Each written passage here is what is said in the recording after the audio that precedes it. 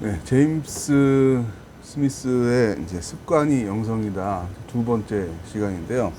챕터 2의 제목은 당신은 당신이 생각하는 바를 사랑하지 않을지도 모른다. 내가 지금 추구하고 있는 게 있어요. 열정을 가지고 열망하는 게 있어요. 그런데 그게 진정한 내 자아, 하나님과의 관계성 속에서 건강한 자아를 말하는 거죠. 그 자아가 원래 추구하고 열망했던 것과 지금 현재 막 내 에너지를 쓰고 시간을 쓰고 돈을 쓰고 정성을 쓰고 있는 그것이 원래 내가 사랑하고 추구했던 게 아닐 수 있다. 아닌 게 더 많은 거죠, 사실은. 네, 그걸 지금 지적을 하고 있습니다.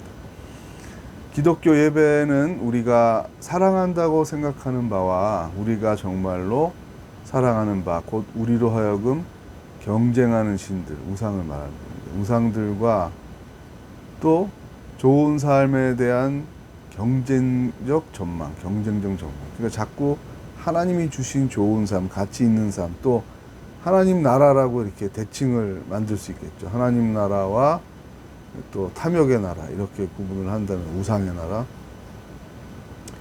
그 우리의 마음이 매력에 이제 끌림을 받아서 그쪽을, 그러니까 우상을 숭배하는 의지나 의식은 없어요. 아, 그러면 안 되지. 내가 크리스천인데 당연히 나는 하나님을 예배해야지. 그런데 삶의 의식과 실천과 습관이 무서운 것은 하나님이 원하지 않는 삶을 사는 행동과 습관을 내가 형성해 나가고 있을 수 있다는 거예요. 그러니까 좀 다른 얘기를 해보자. 자, 우리 천만 성도들, 개신교 천만 성도들, 그러니까 이런 뼈아픈 말들이 있었어요. 기독교의 신뢰도가 점점, 개신교 신뢰도가 특히 추락을 할 때 우리나라의 개신교도가 10만 명일 때보다 1000만 명일 때가 더 사회적인 신뢰도가 낮다. 사람들의 실망이 더 크다는 거예요. 그러면 이 1000만 명이 예배를 안 드리는가? 혹은 성경을 모르는가? 전 세계적으로 가장 설교를 많이 듣고 성경을 많이 읽고 성경을 가장 많이 알고 있는 기독교인들이 아마 한국의 기독교인일 거예요. 근데 삶에 있어서, 인격에 있어서, 정의를 실현하는 거에 있어서, 그래서 경제윤리 때도 많이 얘기하잖아요. 이웃을 사랑하고 약자, 고아와 과부와 나그네를 사랑하라는 설교를 수없이 듣고 아멘 하는데 나는 지금 부동산 투기를 하고 있어요. 그것 때문에 서민들이 집을 사지 못하고, 아니 집을 못 사는 것뿐만 아니라 전세도 월세도 얻기 힘드는 데로 가는데 나는 계속 그렇게 해서 돈을 모으면서 나는 교회도 나가고 헌금도 하고 하니까 굉장히 건강한 그리스도인이다. 이렇게 착각을 할 수 있는 거죠. 또 다른 예도 뭐 많이 들을 수 있는데 일단 또 더 내용으로 보겠습니다. 자, 이 습관과 덕의 관계를 처음 체계화한 철학자는 아리스토텔레스입니다. 우리가 생각을 통해서 새로운 습관을 만들어가는 게 아니다. 이러한 습득된 무의식적인 것을 자동적인 습관과 의식이라고 얘기하는데 아리스토텔레스가 이것을 제2의 천성이라고 그러는데 지금 현대 심리학자들도 이거를 인정을 해요. 아리스토텔레스는 하여튼 뭐 대단한 사람입니다. 자, 그래서 여기에 이제 스미스도 사랑을 형성하는 실천을 예전이라고 생각한다면 이는 당신이 알지 못하는 사이에 다른 신들을 예배할 수도 있다는 뜻이다. 일상의 삶 속에서. 이러한 세속적인 예전들은 당신에게 중립이 아니다. 무언가를 계속 행하고 있다. 행하고 있다. 우리가 메시지를 들으면은 모든 메시지가 중립인 것 같아요? 아니잖아요. 자기 메시지를 내잖아요. 자기 세계관을 이야기를 하잖아요. 그곳에 어떤 사람이 이런 표현을 한 적도 있어요. 일주일에 기독교인들은 30분 설교를 듣는데 하나님의 말씀을 회상하는 시간을 갖는데 되새기는 시간을 갖는데 월요일에서 토요일까지는 약 적은 사람이 10시간, 많은 사람은 20시간 이상 매스미디어의 설교를 듣는다. 그런 얘기죠.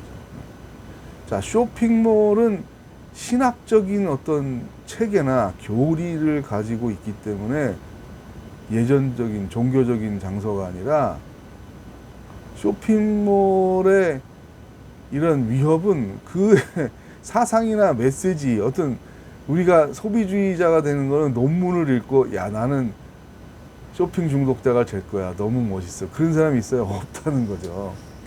지적인 기능이 대단한 것 같아도 실은 우리 삶 속에서 역할이 크지 않을 때가 많아요.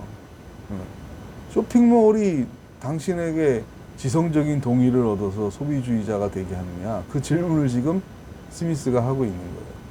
자, 쇼핑몰은 생각하는 거에 대한 관심을 불러일으키는 게 아니라 당신이 매력을 느끼는 거에 대해서 관심이 있다. 그게 사랑이라고 또 표현하는 거죠. 그게 당신이 사랑할 수 있는 것에 대해서 관심이 많고 그거를 어떻게 그 열정을 불러내는지에 관심이 많죠. 그래서 광고하는 거죠. 마네킹이 있는 거죠. 쇼룸, 디스플레이 하는 사람들도 돈을 많이 받고 그걸 하는 이유가 쇼핑몰에 뭐 오프라인에 가든 온라인에 가든 그거를 먹음직하고 보암직하게 만들어야, 매력을 느껴야 우리가 그걸 사고 싶은 충동이 새는 거잖아요. 그래서 이렇게 표현합니다. 우리는 쇼핑몰에서도 종교적인 행위를 사실 하고 있는 거다. 이제 종교가 뭐냐? 삶을 상징화하고 의뢰하고 공동체에 속하는 그런 행위가 종교적인 행위인데, 이 쇼핑몰은 이 종교의 세 가지 기능을 다 가지고 있다는 거예요. 다 가지고 있는 정도가 아니라 강하게 가지고 있는 거죠. 생각해 보세요. 이 쇼핑몰의 각 룸들과 디스플레이는 이 제품이 그냥 물질이 아니라 당신의 약간의 편리를 제공하는 게 아니라 행복을 좌우한다라는 것을 상징화하고 있어요. 아주 오래전에 제가 하나님이 쓰신 카피라는, 그래서 그 책을 썼는데 카피의 그 엄청난 매력과 힘을 우려하면서 그걸 썼었는데, 아침에 마시는 주스가 당신의 건강에 도움을 줍니다. 이것도 아니었고 카피가요. 아침에 마시는 주스가 맛있습니다. 이것도 아니었어요. 뭐라 그랬냐면 건강한 가정은 이 아침에 함께 마시는 주스로 시작합니다. 그러니까 이 행복한 가정은 이 말이죠. 자, 행복한 가정의 모습은 아침에 이 주스를 마시는 거예요. 같이. 이거는 삶을 상징화하는 거예요.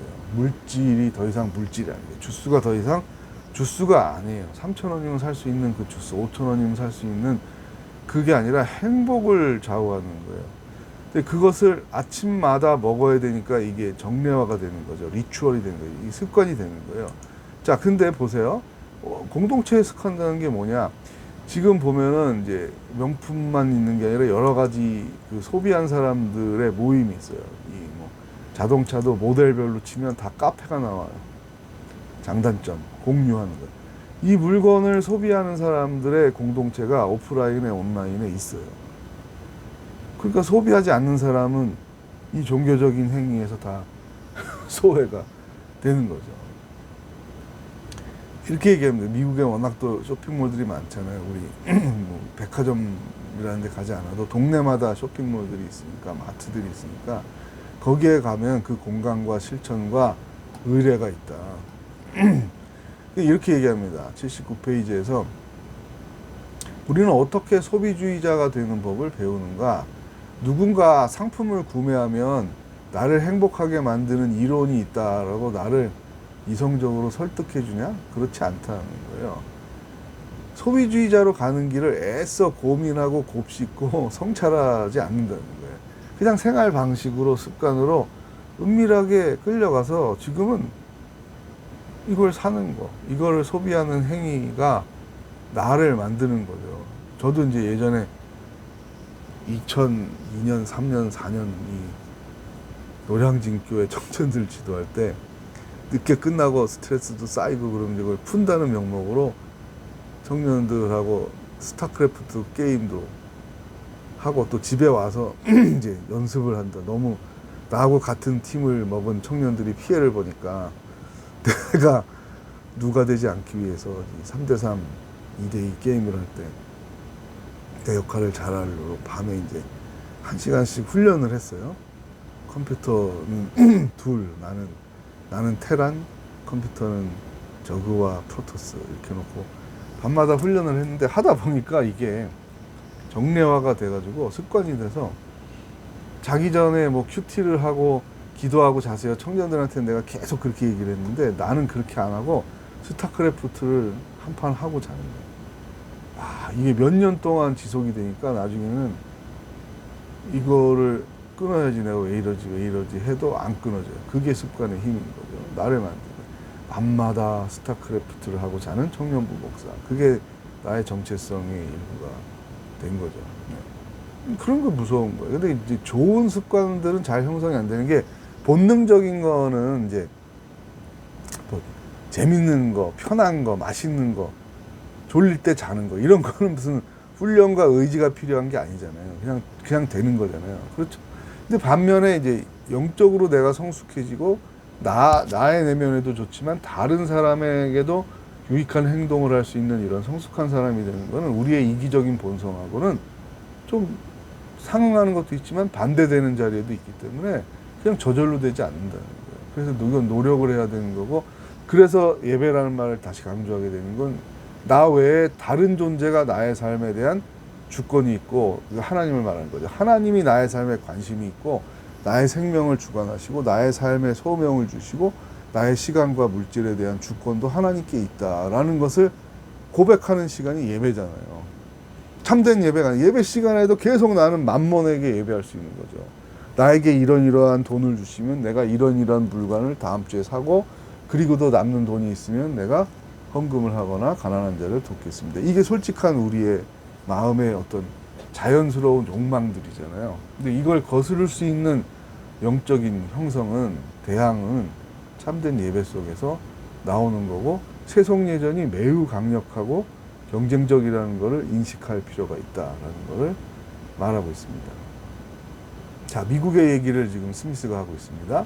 쇼핑몰 예전이 일상화된 미국의 생활 방식, 소비의 뭐 세계에서 가장 소비를 많이 하는 나라잖아요. 우리를 훈련시켜가는 이 삶은 천연자원의 대량 소비와 값싼 노동력, 미국의 인구는 세계 인구의 5%에 불과하지만 전 세계 에너지의 4분의 1, 25% 이상을 소비를 한다. 이들은 다른 제3세계의 가난한 사람들의 노동을 통해서 부를 만들어내는 것이다.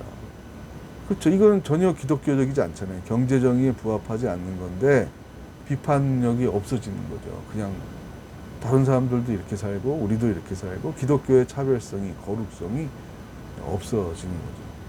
여기에 대항할 수 있는 형성의 출발은 뭐냐?